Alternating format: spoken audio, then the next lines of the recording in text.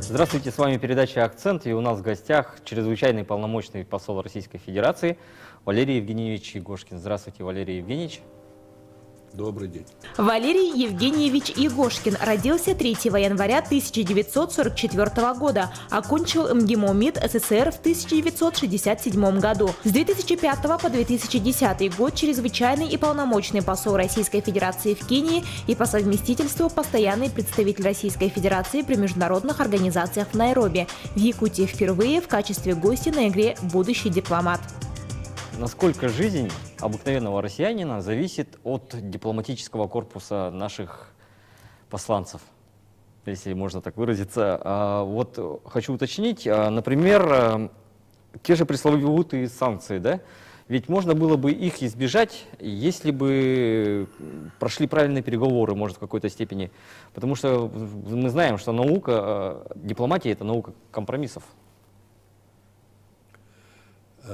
Ну, могущество государства определяется не только его экономическими возможностями, не только научным и военным потенциалом, но и хорошо отлаженной дипломатической службой.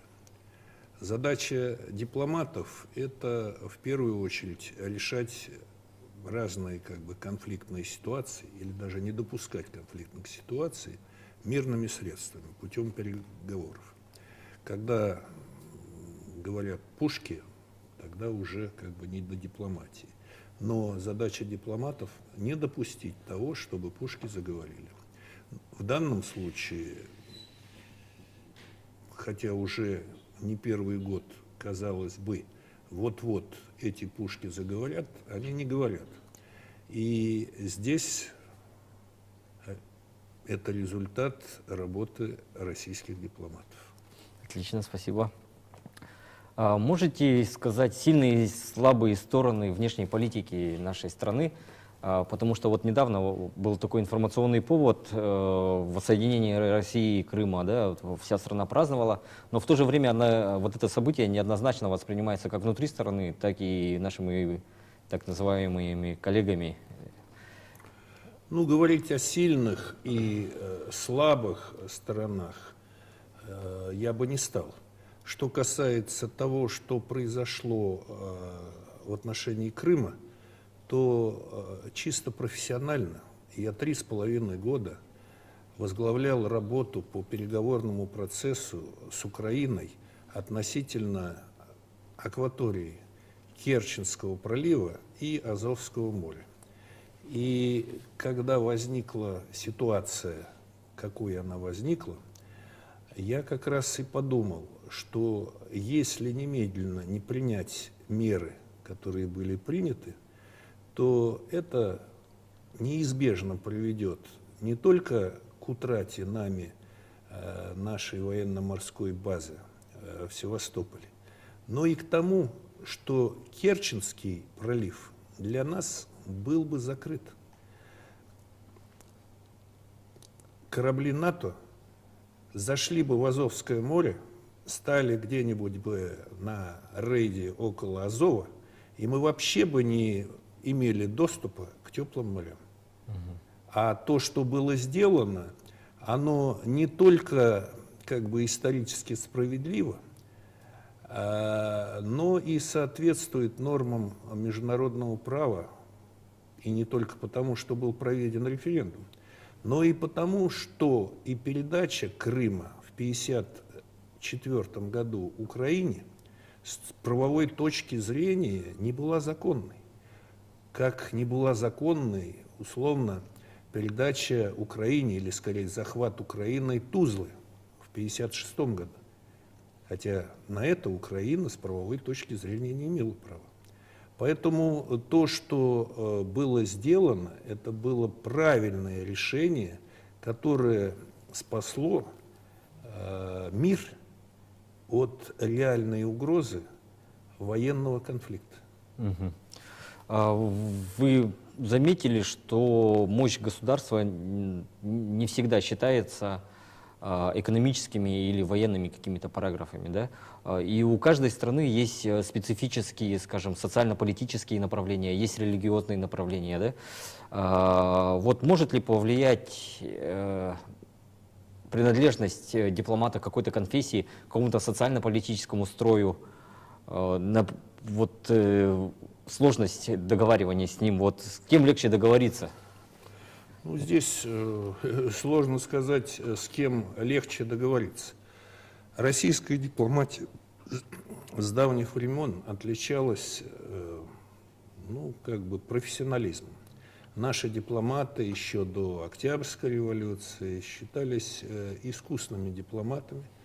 Они умели договариваться с самыми разными руководителями государств, вне зависимости от их религиозной принадлежности в том числе.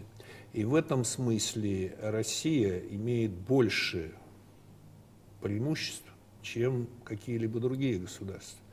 Россия находится и в Европе, и в Азии. Мы веками жили вместе с другими народами, исповедующими самые разные религии. И наши дипломаты, кстати говоря, всегда владели восточными языками, знали хорошо культуру, традиции, обычаи. И является условно ваш партнер мусульманином, или если он уж не совсем, как говорится, отмороженный в этом смысле, потому что, конечно, тот даже и православный может быть таким, с которым ты никогда не договоришься. Но если это разумный человек, то дипломат сможет найти общий язык. И могу сказать, что я 15 лет прожил в Алжире. Алжирцев я узнал через алжирских детей, сирот, которые были в Артек приглашены, а я с ними работал переводчиком. Я занимался изучением алжирского фольклора, сказок. И уже когда я в очередной раз приехал в Алжир в качестве посла, я вдруг почувствовал, что если я убежден в том, что я излагаю алжирскому собеседнику, будь он даже министр, он со мной согласится.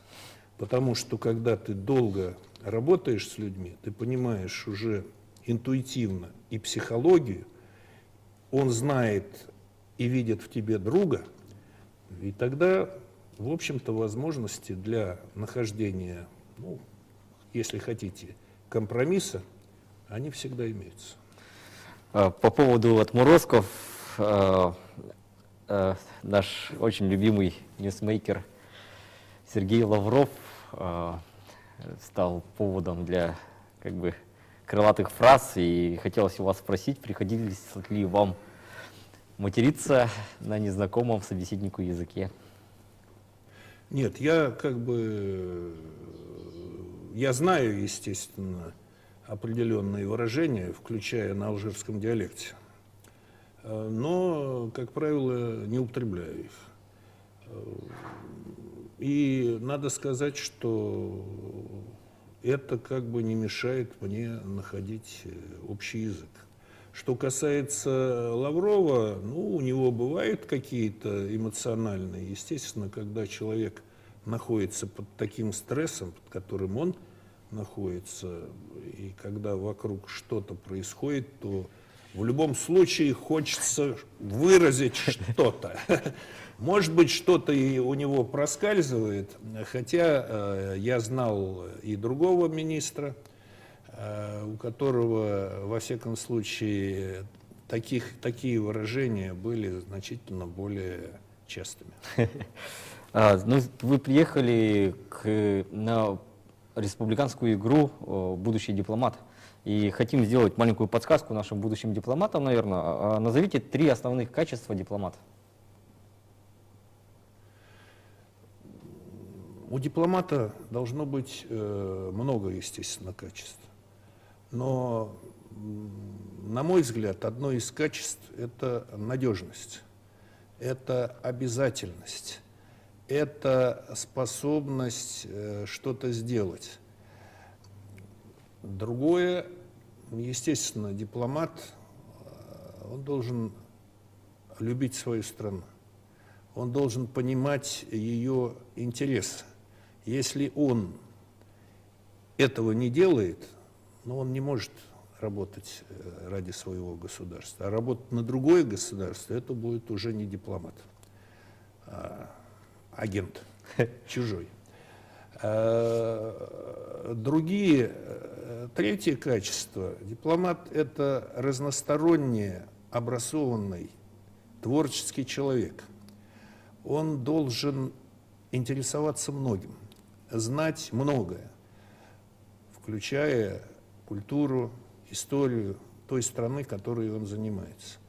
Если он человек интересный, даже в чем-то, не связанном напрямую с дипломатией, он добьется успеха, потому что он будет интересным собеседником, к нему будут тянуться люди, включая коллеги из других стран, партнеров, и они на него будут смотреть с уважением, и он их сможет и по тому вопросу, который его интересует профессионально, в конечном итоге убедить. Спасибо, Валерий Евгеньевич. Наверное, каждый человек должен быть немножко дипломатом. С вами была передача «Акцент». Я Николай Борисов.